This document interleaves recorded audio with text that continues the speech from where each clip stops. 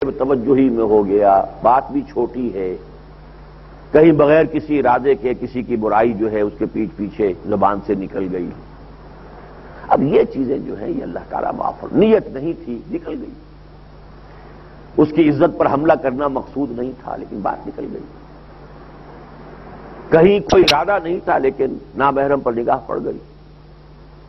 یہ چیزیں جو ہیں، آنکھوں کا گناہ، وضو کرتے ہوئے جب آنکھوں میں پانی ڈالتے ہیں تو آنکھوں کے گناہ دھل جاتے ہیں۔ کون سے گناہ دھل جاتے ہیں؟ یہ صغائر۔ کبائر کا معاملہ یہ ہے کہ اگرچہ ان کے بارے میں بھی اجماع یہی ہے کہ بغیر توبہ کے معاف نہیں ہوتے، لیکن یہ کہ بعض مقامات پر اور بھی مقامات پر اللہ تعالیٰ نے فرمایا اللہ چاہے تو معاف کر دے گا، اس میں کچھ رجا کا پہلو ہے۔ تو ایک انتہا پر شرک ہے جو ہرگز معاف نہیں ہوگا، ایک انتہا پر صغائر ہیں کہ جو نیکیوں سے خود بخود بھی صاف ہوتے رہتے ہیں، دھلتے رہتے ہیں۔ ان الحسنات یذھبن السیئات، بیچ میں کبائر ہیں۔ بالعموم تو یہی ہے کہ توبہ کے بغیر معاف نہیں ہوتے، لیکن ایک امید دلائی گئی ہے اللہ چاہے گا تو معاف کر دے گا۔ اگر کچھ اور چیزیں اتنی اچھی ہیں نامہ اعمال میں تو اللہ تعالیٰ ان کبائر سے بھی صرف نظر فرما لے گا، یہ اس کی شان ہے غفاری کی، رحیمی کی۔ اب اس میں آتی ہے ایک بات، رجا کے پہلو اور بھی آ رہے ہیں۔ ایسا شخص جس نے اپنا رخ سیدھا کر لیا ہے، اس رخ سیدھے کی بات ابھی میں بعد میں کروں گا کہ اس سے مراد کیا ہے، اور وہ میری اصل بات ہے آج کی۔ جس نے رخ سیدھا کر رہا ہے، چل رہا ہے، کہیں پھسل گیا، گر گیا، کہیں وقتی طور پر چاہے وہ اندرونی بات ہو، جذبات کا ایسا سیلاب اٹھا اندر سے کہ بہہ گیا، یا یہ کہ کہیں ماحول کے اثرات اتنے گہرے ہو گئے کہ اس وقت اس کے تحت کوئی غلط حرکت سرزد ہو گئی، لیکن فوراً توبہ کر لی، تو اللہ نے فرمایا میرے ذمے ہے ایسے شخص کی توبہ قبول کرنا، مجھ پر لازم ہے۔ یہ بھی بہت بڑی رجا اور امید کی آیت ہے، سورہ نساء کی آیت ہے، انما التوبۃ علی اللہ للذین یعملون السوء بجہالۃ ثم یتوبون من قریب۔ آدمی گر جاتا ہے سڑک پہ، پاؤں پھسل گیا، بارش میں کیچڑ تھا تو پڑا نہیں رہتا، وہاں فوراً اٹھتا، الا یہ کہ فریکچر ہی ہو گیا، اٹھ نہ سکے یہ بات دوسری ہے، لیکن ویسے ہی بس پاؤں پھسلا تھا، گر گئے تھے تو فوراً اٹھ جائے۔ اسی طرح جو خطا ہوئی ہے جیسے ہی ہوش میں آؤ فوراً توبہ کر لو، توبہ خلوص کے ساتھ، جو اس کے شرائط ہیں ان کو پورا کرتے ہوئے معاف ہو جائے۔ یہی دیکھیے رجا کی ایک آیت جو ہے حضور سے خطاب کر کے، چونکہ یہاں بھی حضور سے خطاب تھا، قُلْ یَا عِبَادِیَ الَّذِینَ أَسْرَفُوا عَلَىٰ أَنفُسِہِم، میں نبی میرے ان بندوں کو یہ دے دیجئے خوشخبری، اللہ کی رحمت سے مایوس نہ ہو، اللہ سارے گناہ معاف کر دے گا۔ اسی طرح کی آیت ہے وَإِذَا جَاءَكَ الَّذِينَ يُؤْمِنُونَ بِآيَاتِنَا، اے نبی جب آپ کے پاس وہ لوگ آئیں جو ہماری آیات پر ایمان رکھتے ہیں، بڑی پیاری آیت ہے، فَقُلْ سَلَامٌ عَلَيْكُمْ، تو اے نبی میرے ایسے بندوں کو آپ سلام کیا کیجیے، ان سے کہیے سلامتی ہو تم پر۔ كَتَبَ رَبُّكُمْ عَلَىٰ نَفْسِهِ الرَّحْمَةَ، تمہارے پروردگار نے اپنی ذات پر رحمت کو لازم کر لیا ہے، لیکن وہ رحمت کا لزوم کے معنی کیا ہے؟ أَنَّهُ مَنْ عَمِلَ مِنْكُمْ سُوءًا بِجَهَالَةٍ، وہ رحمت یہ ہے کہ تم میں سے جو کوئی کسی برائی کا، بدی کا ارتکاب کرے، جہالت میں، نادانی میں، جذبات میں بہہ کر، ثُمَّ تَابَ مِن بَعْدِهِ وَأَصْلَحَ، پھر اس نے توبہ کی اور اصلاح کر لی، فَإِنَّهُ غَفُورٌ رَحِيمٌ، تو غفور اور رحیم۔ اب میں آ رہا ہوں اس گفتگو کا جو اصل کرکس آف دی میٹر ہے، شرک کو اللہ معاف نہیں کرے گا، لیکن ایک شرک ہے عقیدے کا شرک، چاہے وہ شرک فی الصفات ہو اور چاہے وہ شرک فی الذات ہو، خدا کا بیٹا بیٹی بنا دینا، ہمسر بنا دینا، کفو بنا دینا، قُلْ هُوَ اللَّهُ أَحَدٌ اللَّهُ الصَّمَدُ لَمْ يَلِدْ وَلَمْ يُولَدْ وَلَمْ يَكُنْ لَهُ كُفُوًا أَحَدٌ۔ صفات میں کسی کو اللہ کے برابر کر دینا، کسی کے بارے میں یہ کہنا کہ جتنا علم اللہ کا ہے اتنا ہی ان کو بھی حاصل ہے، شرک ہو گیا، برابر ہو گیا۔ جتنی قدرت اللہ کو حاصل ہے اتنی ہی کسی اور کو بھی حاصل ہے، شرک ہو گیا۔ لیکن یہ ہے عقیدہ، نظریہ، خیالات کا شرک۔ ایک ہے شرک عملی، وہ کیا ہے؟ ایک اللہ کی اطاعت کی بجائے زندگی کے کسی گوشے میں اللہ کی اطاعت اور زندگی کے کسی دوسرے گوشے میں غیر اللہ کی اطاعت، یہ شرک عملی ہے۔ اس شرک عملی پر قرآن مجید کی یہ 4 سورتیں جو ہیں سورہ زمر سے شروع ہو کر، میری ایک کتاب تھی، وہ ابھی میں نے پچھلے دنوں پتہ کیا تو وہ آؤٹ آف پرنٹ ہے، توحید عملی۔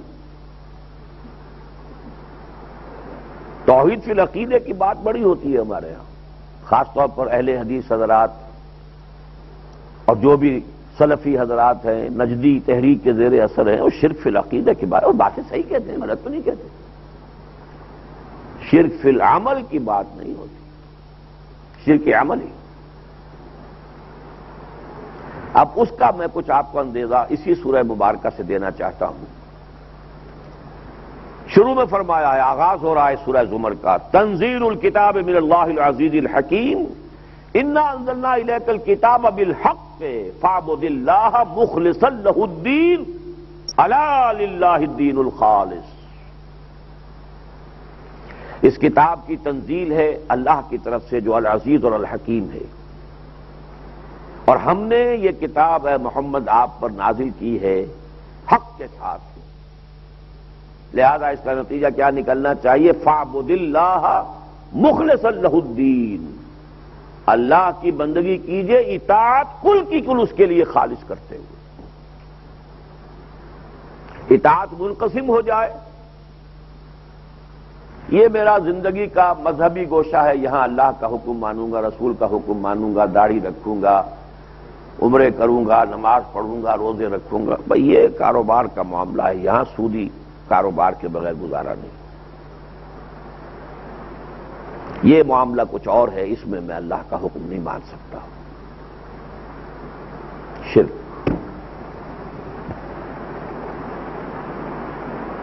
ذرا زور دیکھیے ان آیات کا، فاعبد اللہ مخلصا لہ الدین، اے نبی اللہ کی بندگی کیجئے، اور حضور کے وساطت سے خطاب تو ہو رہا ہے عام لوگوں سے، مسلمانوں سے، اس کے لیے اپنی اطاعت کو خالص کرتے ہوئے الا للہ الدین الخالص، جان لو کہ اللہ کے ہاں مقبول ہوگا وہ عبادت، وہ اطاعت جو خالص اسی کے لیے ہو۔ آگے چلیے اسی سورہ مبارکہ کی آیات 11، 12، 13، 14۔ قل، کہہ دیجئے ڈنکے کی چوٹ، انی امرت ان اعبد اللہ مخلصا لہ الدین، لوگوں کان کھول کر سن لو، مجھے یہ حکم ہوا ہے کہ میں اللہ کی بندگی کروں، اطاعت کو اسی کے لیے خالص کرتے ہوئے۔ وَأُمِرْتُ لِأَنْ أَكُونَ أَوَّلَ الْمُسْلِمِينَ، اور مجھے حکم ہوا سب سے پہلا فرما بردار میں خود بنوں۔ قُلْ إِنِّي أَخَافُ إِنْ عَصَيْتُ رَبِّي عَذَابَ يَوْمٍ عَظِيمٍ، کہہ دیجئے مجھے خود ڈر ہے، خوف ہے، اگر میں اپنے رب کے حکم کی سرتابی کروں، نافرمانی کروں تو بڑے عذاب کا خوف ہے مجھے۔ قل اللہ اعبد مخلصا لہ الدین، پھر کہہ دیجئے میں صرف اللہ کی بندگی کرتا ہوں، اس کے لیے اپنی اطاعت کو خالص کرتے ہیں۔ اور اس سورہ مبارکہ کا جو 7واں رکوع شروع ہوتا ہے، قل افغیر اللہ تأمرونی اعبد ایھا الجاہلون، اے جاہلو کیا تم مجھ سے بھی توقع رکھتے ہو کہ اللہ کے ساتھ شرک کروں گا، اللہ کے سوا کسی اور کی بندگی اور اطاعت کروں گا؟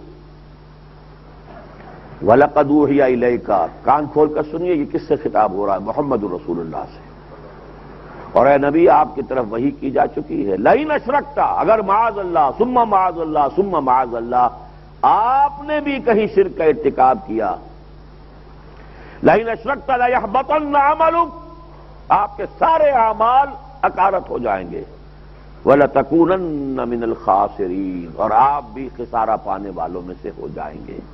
بل اللہ فاعبد، بس صرف اللہ ہی کی بندگی کرو، وَكُن مِّنَ الشَّاكِرِينَ، اور اللہ کے شکر گزار بندے بن جاؤ۔ یہ جو کیفیت ہے اس کو سمجھ لیجئے۔ آج کی دنیا میں پہلے تو یہ جزوی سی چیزیں ہوتی تھیں، آج یہ شرک انتہائی آرگنائز فارم میں ہے، پوری دنیا کا مسلمہ اصول ہے، بشمول امت مسلمہ کے۔ عقیدے کے شرک سے کوئی بچا ہوا ہو، اس شرک سے کوئی بچا ہوا نہیں۔ کیوں؟ آج کی دنیا کا اصل الاصول سیکولرزم، اس کے معنی کیا ہے؟ آرڈو نوو سیکولورم، 1776 میں جو جہاں سے یہودیوں نے شروع کی اپنی پلاننگ، اس کا نعرہ یہ تھا، new secular order for the whole world, اور آج پوری دنیا میں وہ چھا چکا۔ مذہب ایک گوشے میں محدود، چاہے تم عیسائی ہو چرچ چلے جاؤ، کوئی حرج نہیں، جاؤ بچوں کو بیپٹائز کروا لو، اور تو وہاں کوئی احکام زیادہ ہے ہی نہیں۔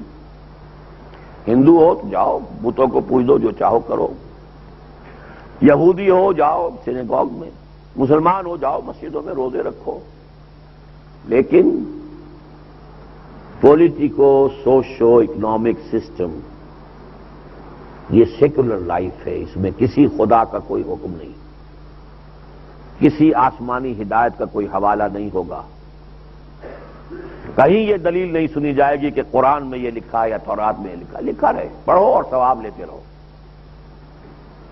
نظام چلے گا انسانی حاکمیت کی اصول پر، لوگوں کے نمائندے جو قانون چاہیں گے بنائیں گے۔ شراب کو پابندی کر دیں، اس پر پابندی لگا دیں تو بھی انہیں حق ہے، کھلے اجازت دے دیں تب بھی انہیں حق ہے، زنا کی کھلی چھوٹ دے دیں تب بھی انہیں حق ہے، زنا پر کوئی سزا دیں تو تب بھی انہیں کوئی حق ہے، لیکن اس لیے نہیں کہ قرآن نے یہ سزا دی ہے تو لہذا اس سزا کو نافذ کرو۔ یہ نہیں دلیل ہوگی کہ قرآن نے کہا کہ چور کے ہاتھ کاٹو اس لیے ہمیں یہ کرنا ہی، قطعاً نہیں۔ یہ رکھو اپنے گھر، تلاوت کے کام آئیں گی یہ آیات، حصول ثواب ایصال ثواب کے لیے استعمال کر لو۔ باقی مین دھارا زندگی کا مذہب سے، خدا سے، رسول سے، کسی آسمانی کتاب سے، کسی آسمانی شریعت سے کوئی سروکار نہیں۔ یہ ہے دین کا پھاڑ دینا۔ یہ مضمون بھی قرآن مجید میں 2 مرتبہ آیا ہے۔ ان الذین فرقوا دینہم وکانوا شیعا لست منہم فی شیء، سورۃ الانعام۔ جنہوں نے اپنی اس اطاعت کو پھاڑ دیا، ادھر اطاعت اللہ کی، ادھر اطاعت اپنی،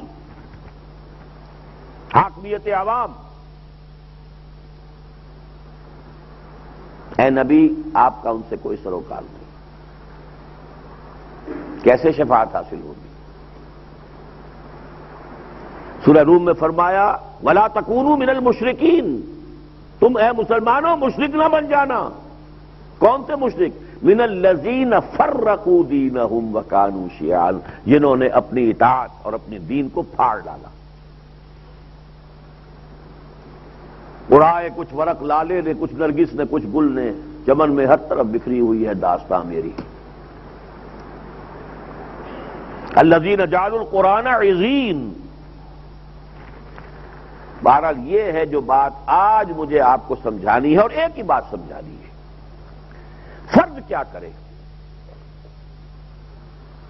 میں کیا کروں، آپ کیا کریں۔ ملک میں نظام ہے، پوری دنیا کے ساتھ اس کے ڈانڈے ملے ہوئے ہیں، پھر اس ملک میں وہ پورا قانونی نظام قائم ہے، چل رہا ہے، دستور ہے، میں کیا کر لوں گا؟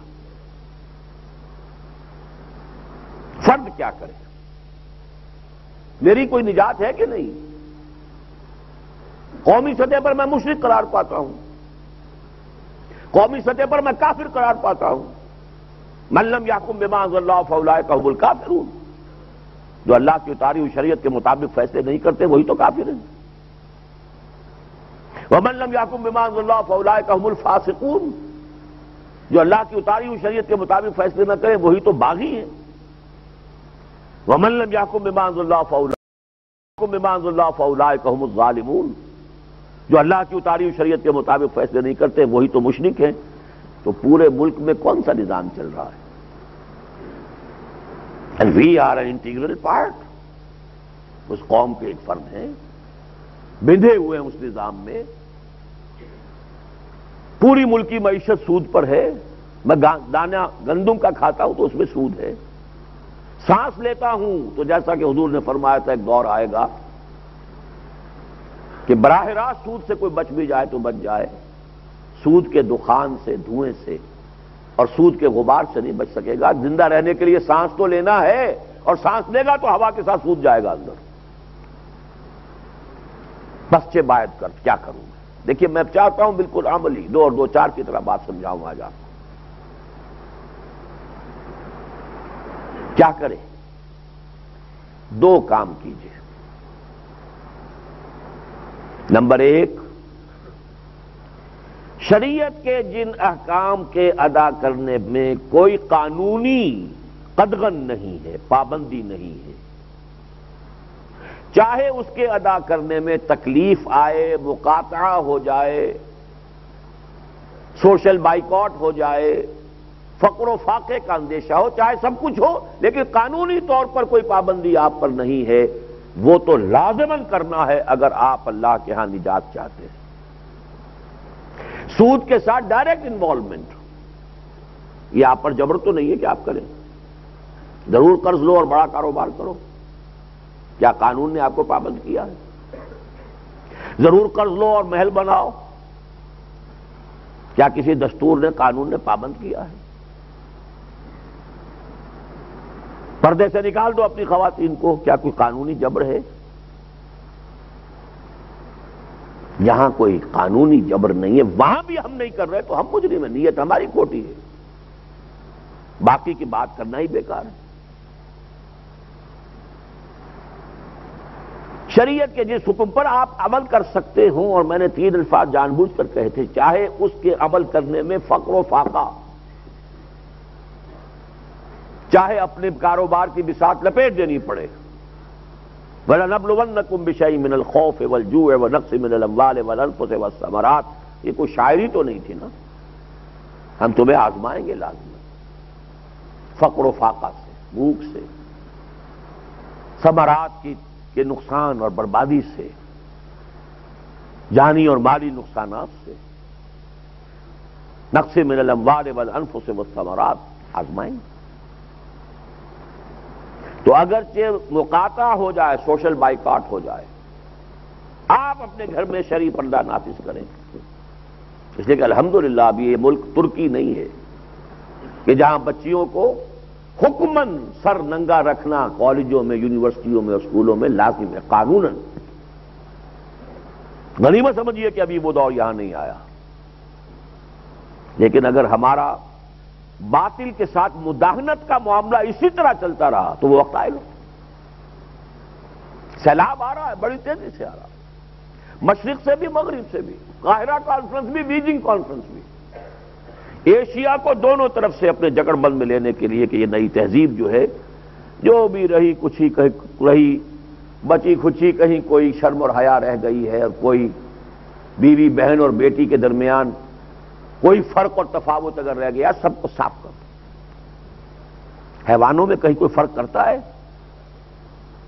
بیوی بیٹی بہن ماں، کوئی فرق ہے؟ حیوان بنانا ہے۔ یہودی فلسفہ یہ ہے کہ یہ ہے ہی حیوان، تمام غیر یہودی جو انسان ہیں وہ انسان نہیں ہے، جینٹائلز، گوئمز،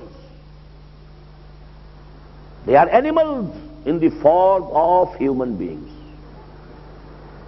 جیسے گھوڑے کو تانگے میں جوتنا ہمارا حق ہے، ایسے ہی ان کو جوت کر، انہیں حیوانی سطح پر لا کر، پھر ان کی ورکنگ پوٹینشل جو بھی ہے اس سے فائدہ اٹھانا۔ ہاں ان کو بھی زندہ رکھیں گے، آخر گھوڑے کو کل اگر جوتنا ہے تانگے میں تو اس وقت کچھ نہ کچھ تو کھلانا پڑے گا نا، دیتے رہیں گے، لیکن حیوانوں کی سطح پر وہ تہذیب سیلاب کے مانندار۔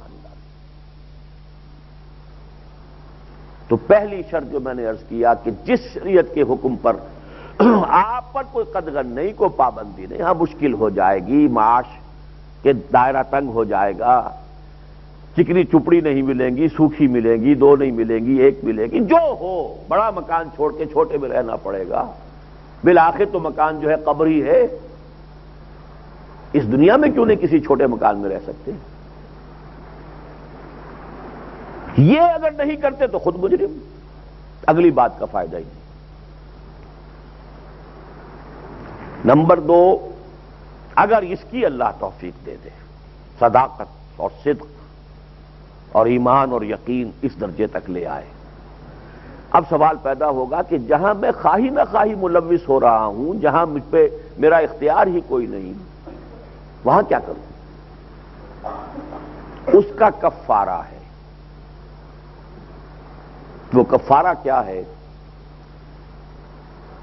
اپنی ذاتی اور اپنے اہل و عیال کی ضرورت کو کم سے کم سطح پر رکھتے ہوئے، اس کے لیے جتنا وقت ضروری ہے، اس کے لیے جتنی بھاگ دوڑ ضروری ہے، کم سے کم صرف اس کو مستثنا کر کے باقی سارا وقت، ساری صلاحیت، ساری قوت اس نظام کو الٹا کر کے، تلپٹ کر کے اللہ کے دین کو قائم کرنے میں لگا دو. یہ کفارہ ہو جائے گا. اسی کا نام اقامت دین ہے. میں نے عرض کیا تھا یہ 4 صورتیں، میں کتاب انشاءاللہ جلدی دوبارہ چھپوا دوں. توحید عملی، توحید فی العبادت سے شروع ہو رہی ہے یہ صورت. پھر توحید فی الدعاء، فادعوا اللہ مخلصا لہ الدین. دعا بھی کرنی ہے تو پہلے اپنی اطاعت کو تو خالص کرو. اللہ کو پکار رہے ہو، لمبی لمبی دعائیں کرنا آسان ہے، تم نے اپنے دین کو خالص کیا ہے پہلے، کس منہ سے اللہ کو پکار رہے ہو؟ فادعوا اللہ، دعا ضرور کرو، اور دعا مخل عبادہ، مخلصا لہ الدین، اپنی اطاعت کو اس کے لیے خالص کرتے ہوئے. وہ دعا ہے حقیقت میں کہ جو دعا ہے. یارانے ہیں خدا کے باغیوں سے، فساق سے، فجار سے، دوستیاں ہیں ان سے، خود اپنی حرام خوری ہے اور عیش ہیں، اور دعا لمبی لمبی. وہ دعائیں منہ پر ماری جاتی ہیں.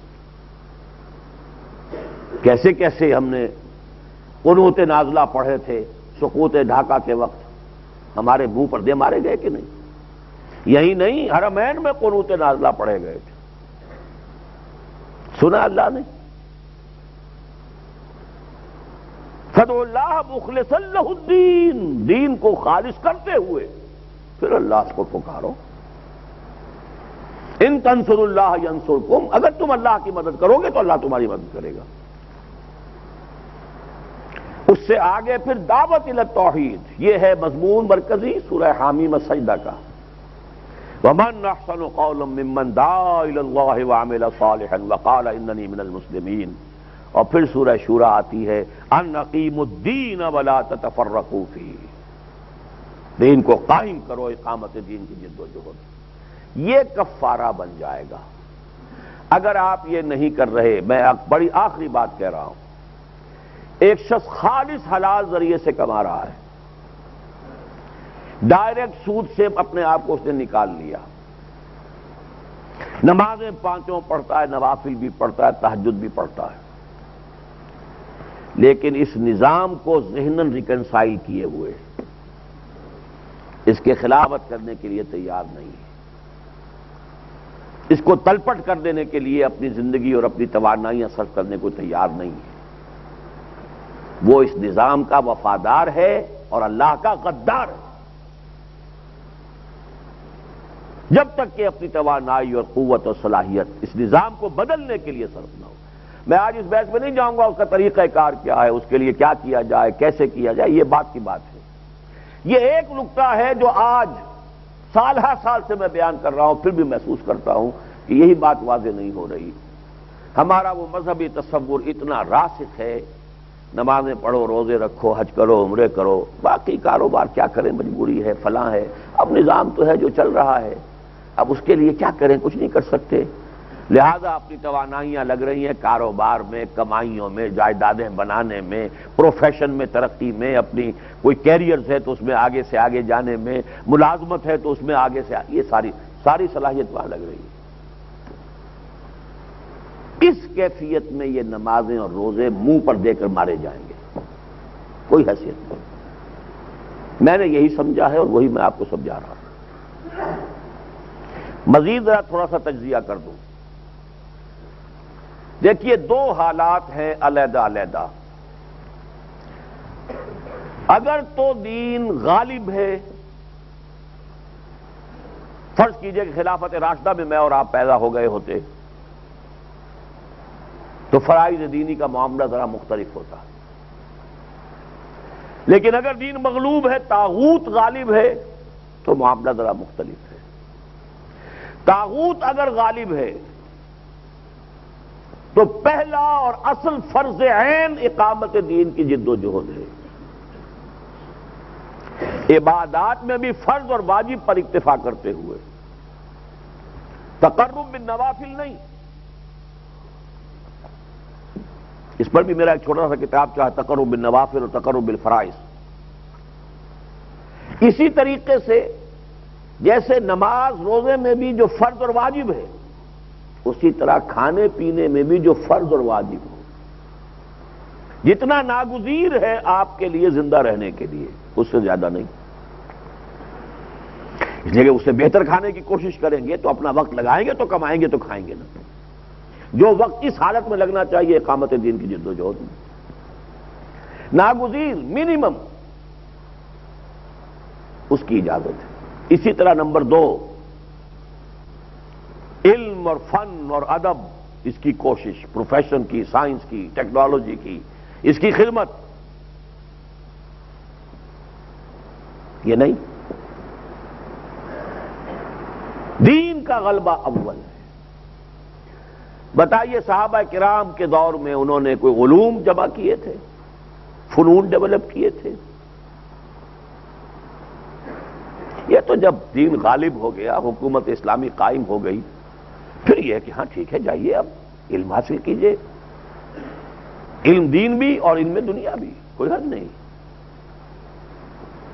لیکن اس وقت تک تو ساری توانائی، ساری قوت، ساری صلاحیت سوائے اس ناگزیر کے، یہاں تک کہ عبادت میں بھی فرائض پر اور واجبات پر اکتفا کرتے ہوئے اپنا ٹوٹل وقت لگاؤ اقامت دین کی جد و جہد میں۔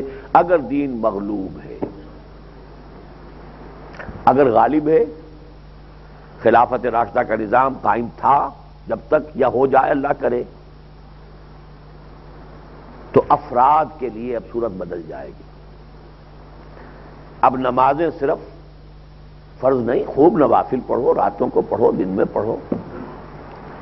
کھانے پینے میں بھی صرف ناگزیر کیوں، اچھے سے اچھا کھاؤ، حلال سے کماؤ، کھاؤ۔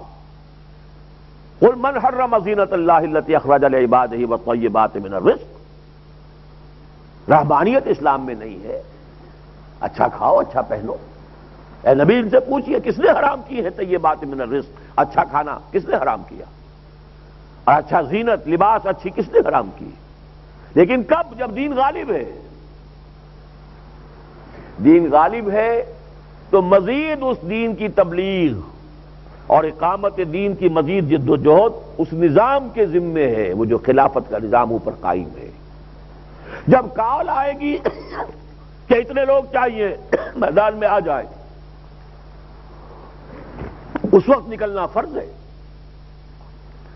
ورنہ اپنے گھروں میں بیٹھیے، حلال ذریعے سے کمائیے، اچھے سے اچھا کھائیے، اچھے سے اچھا پہنیے، خیرات بھی کیجیے، علم کے اندر لگے رہیے۔ کوئی فن ہے، کوئی دلچسپی ہے، کسی سائنس کے ساتھ ہے، کسی اور دین کے ساتھ، کسی علم کے ساتھ ہے، ادب کے ساتھ، سارے دروازے کھلے۔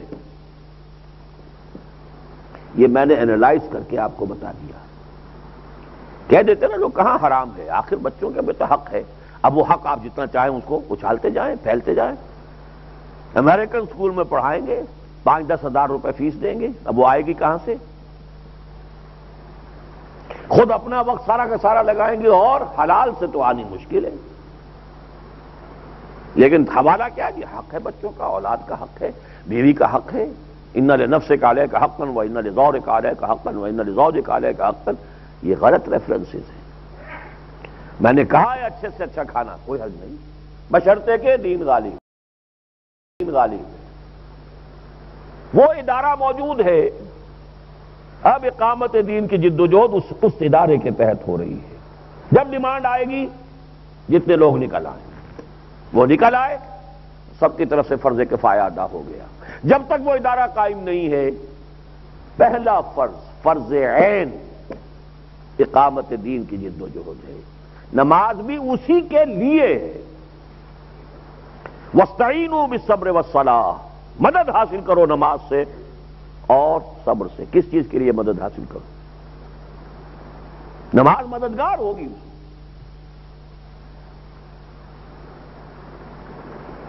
یہ دو کیفیات کا فرق جو ہے اس کو سامنے رکھتے ہوئے اب جان لیجئے، آج جو بات پھر دہرا رہا ہوں میں واضح کرنا چاہتا ہوں.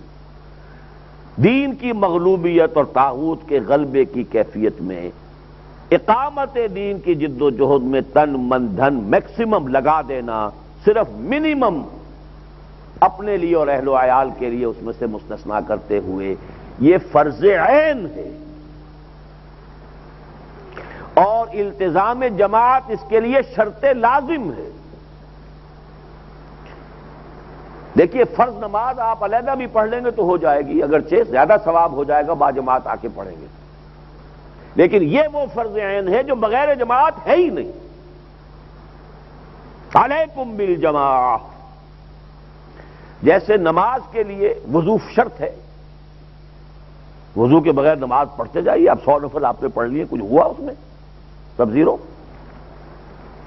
اسی طریقے سے اقامت دین کی جد و جہد، غلبہ دین کی جد و جہد کے لیے التزام جماعت لازم ہے، شرط لازم. یہ دو باتیں اگر آپ سمجھ لیں، آگے کا مسئلہ پھر یہ ہے کہ انسان تلاش کرے وہ جماعت کون سی ہے، کہاں ہے، اس کا طریقہ کار کیا ہے. یہ مسائل علیحدہ ہے. ان کی نوبت آئے گی اس وقت جبکہ آپ یہ سمجھ لیں کہ یہ آپ کا فرض ہے. پھر جب تلاش انسان کو جب معلوم ہو جائے، پیاس لگی ہوئی ہو تو کیسے کیسے پانی تلاش کرے گا انسان. بھوک لگی ہوئی ہو تو پھر جو بھوکا آدمی اضطرار میں، جس کے لیے کہ قرآن نے بھی کہا کہ حرام بھی کھا کے اپنی بھوک مٹا سکتے ہو اگر جان پر بن گئی ہے، مردار بھی کھا سکتے ہو، سور بھی کھا سکتے ہو جان بچانے کے لیے. اس درجے اضطرار ہو جائے کہ یہ میرا فرض عین ہے، اے اللہ مجھے بتا میں کدھر جاؤں. کوئی ہے قافلہ، کوئی ہے جماعت، کوئی ہے گروہ جس کے ساتھ شامل ہو جاؤں.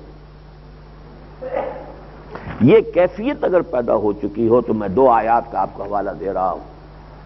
اللہ تعالیٰ لازماً رہنمائی کرے گا، لیکن اضطرار کی کیفیت پیدا ہو چکی، مضطر ہو چکا ہو انسان. امن یجیب المضطر اذا دعاہ. جب آدمی اس طریقے سے الہ کے ساتھ، زاری کے ساتھ، اپنے اس احتیاط کے ساتھ میرا فرض عین ہے، میری نجات اس کے بغیر نہیں ہے، اللہ مجھے بتا، تو اللہ دل کھول دے گا. دوسری آیت سورہ عنکبوت کی آخری والذین جاہدوا فینا لنہدینہم سبلنا. لیکن طلب شرط ہے، ہدایت دیں گے طلب ہو. اگر یہ احساس ہو جائے کہ یہ فرض عین ہے، اس کے لیے جماعت کا التزام شرط عین ہے. جیسے نماز کے لیے وضو کا میں بار بار دہرا رہا ہوں، I want to hammer it. باقی بحثیں غور و فکر سوچ بچار کیجئے، لیکن اس درجے میں یوں ہی نہیں کہ ایسے ہی بس کبھی کسی سے ذرا سی بات کر لی، کبھی کہیں کسی کو تھوڑی سی چیز پڑھ لی. نہیں، معلوم ہو کہ اب جان پر بنی ہوئی ہے، پہلے یہ مرحلہ سر کرنا ہے. میں نے مضطر ہو چکا ہو انسان، اللہ رہنمائی کرے گا. اور اس میں بھی اصول کیا ہے؟ آج آپ کو جس جماعت کے اوپر دل ٹھک جائے آپ کا، شامل ہو جائیے، پھر آنکھیں کھلی رکھیے، کان کھلے رکھیے، غور و فکر کرتے رہیے، تعصب کی پٹی آنکھوں پر نہ بندنے دیجیے. پھر اگر آگے آپ کو کوئی بہتر جماعت نظر آئے اس میں شریک ہو جائیے. یہاں آج کی کوئی جماعت ایسی نہیں ہے کہ جس میں داخلے کا مطلب یہ کہ کفر سے اسلام میں آ گیا، اور جس سے نکلنے کا مطلب یہ کہ اسلام سے کفر میں چلا گیا. معاذ اللہ. یہ صرف جماعت محمد الرسول اللہ کی تھی. جو اس میں آیا وہ کفر سے اسلام میں آیا، جو اس سے نکل گیا وہ اسلام سے کفر میں چلا گیا. اب نہیں، کوئی نبی اب نہیں ہے.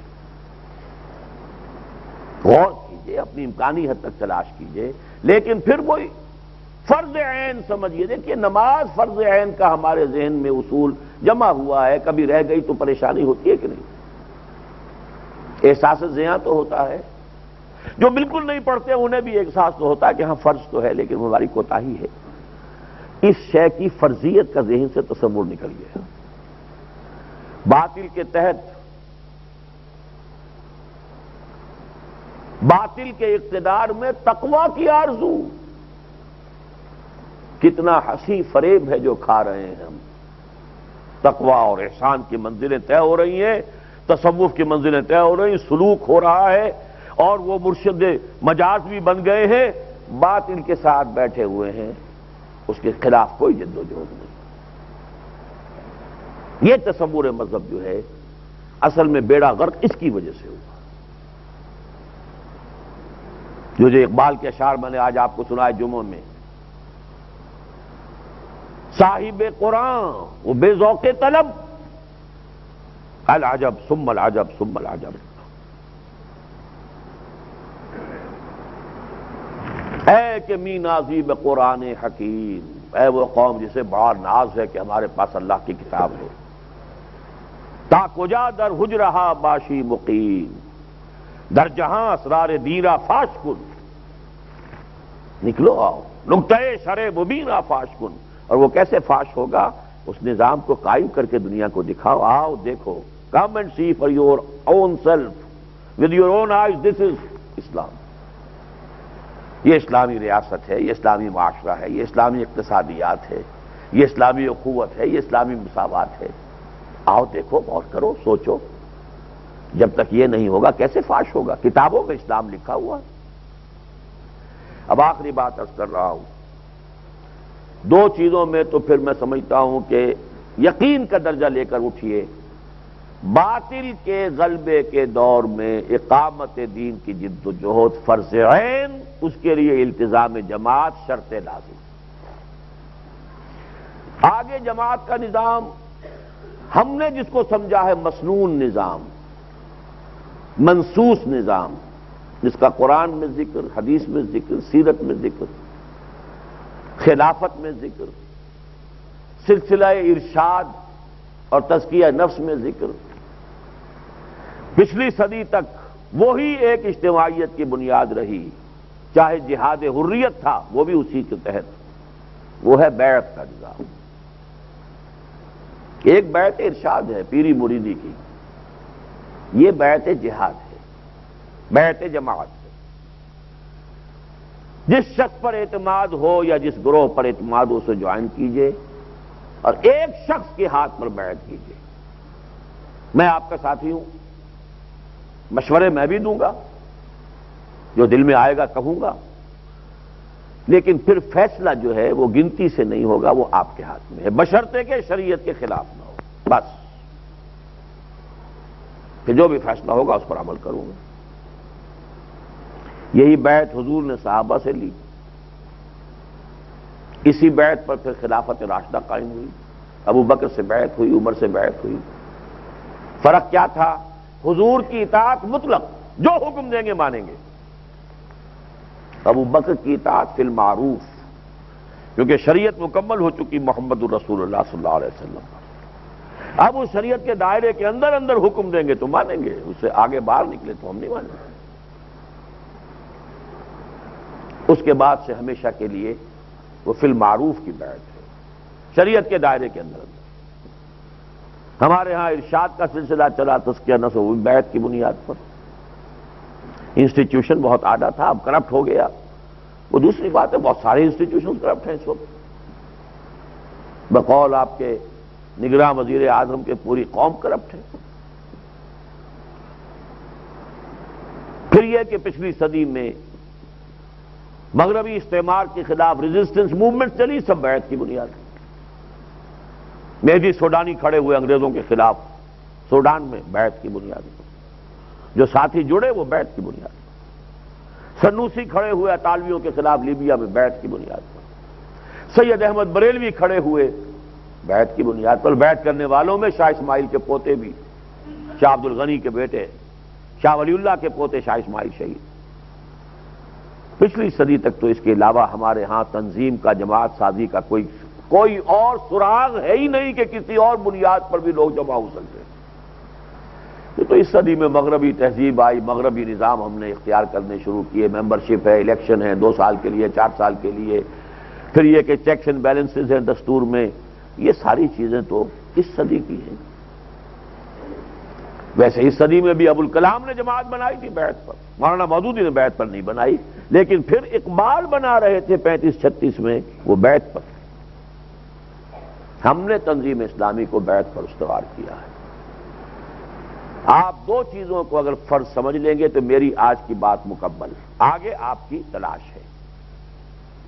فتش لقلبک عن رفیق، اپنے دل کے لیے کوئی ساتھی تلاش کیجئے، اپنے فرض کی ادائیگی کے لیے ڈھونڈیے کہ اگر میں نہیں کوئی ملتا ہے تو یا تو یہ کہ ہمت و خود کھڑے ہو جائیں، جماعت بنائیں، اور نہیں تو کوئی جماعت تلاش کیجئے جس پر دل ٹھک جائے اس میں شامل ہو۔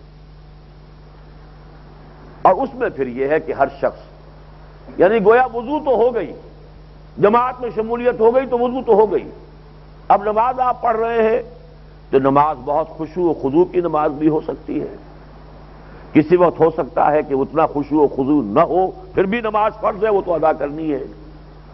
ہاں خشوع و خضوع اور حضور طبیعت نہیں ہے، طبیعت حاضر نہیں ہے، نفل مت پڑھیے، روک دیا گیا، لیکن فرض تو پڑھنا ہے۔ اسی طرح جب اقامت دین کی جد و جہد کرنے والی کس جماعت میں شریک ہو گئے، وضو ہو گیا۔ اب کون کتنی جد و جہد کر رہا ہے، کون کتنا وقت لگا رہا ہے، کس نے اپنی ذاتی ضروریات کتنی کم کر لی ہیں، کس نے اپنا کتنا وقت فارغ کر دیا ہے، یہ ہر ایک کے ساتھ ہوگا۔ جو جتنا کرے گا اونچے اتنے مراتب پائے گا۔ اس میں ہمیں صحابہ میں نظر آتا ہے، غزوہ تبوک کے موقع پر حضرت ابو بکر گھر میں جھاڑو پھیر کر جو کچھ تھا لے آئے، حضرت عمر جو کچھ تھا آدھا لے آئے، حضرت عثمان بہت بڑا ان کا اس وقت کی کنٹریبیوشن۔ ایک صحابی جن کے پاس کچھ نہیں تھا، انصاری، کچھ نہیں، کیا دے، حضور نے کہا ہے لاؤ، اللہ کے دین کو ضرورت ہے۔ مقابلہ اب سلطنت روما سے ہے۔ یہ انٹرنل فلوئڈز جو ہوتے رہے ہیں عرب کے اندر، عربوں کے آپس میں، اب وہ معاملہ بدل گیا۔ رومن لیجنز تاریخ کے اندر مشہور ہیں، رومی فوجیں، غرق آہن، ٹرینڈ آرمیز، سٹینڈنگ آرمیز، ان کے ساتھ سابقہ۔ حضور نے اگر کچھ کہا ہے کہ جو جو کچھ دے سکتا ہے دے، وہ صحابی سوچ رہے ہیں میں کیا کروں، ساری رات محنت کی، ایک باغ میں کنواں سے پانی کھینچ کھینچ کر ڈول باغ کو سیراب کیا، صبح کو کچھ کھجوریں ملی رات بھر کی اجرت، آدھی گھر میں رکھ دی، اپنے بیوی بچوں کے لیے دن کا راشن آدھا لا کے حضور کے سامنے پیش کر دیا۔ منافقین نے استہزاء، مذاق اڑایا، ہاں یہ تو اس کے بغیر تو لشکر جا ہی نہیں سکتا۔ وہ استہزاء کر رہے ہیں، اور حضور نے کیا کہا، یہ سارا جو مال یہاں پر جمع ہے، ڈھیر ہے، ان کھجوروں کو اس کے اوپر پھیلا دو، یہ کھجوریں اس سارے ڈھیر سے بڑھ کر زیادہ وزنی ہیں اللہ کی نگاہ میں۔ یہ پھر ہر ایک کا اپنا ہے، لیکن وضو ہی نہیں کی تو معلوم ہوا کہ وہ اب سلسلہ اس کا جو ہے، کوئی شخص سمجھتا ہے میں اپنی جگہ پر اقامت دین کی جد و جہد کر رہا ہوں، میں دین کی فلاح خدمت کر رہا ہوں، میں تفسیر لکھ رہا ہوں، میں یہ کر رہا ہوں، غلط کام۔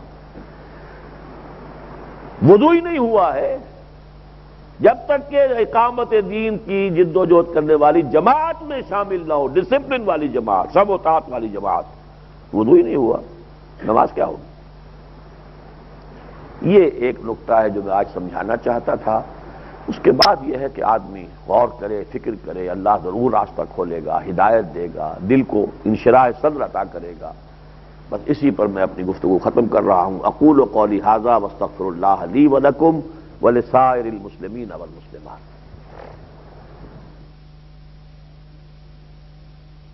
يكلف الله نفسا إلا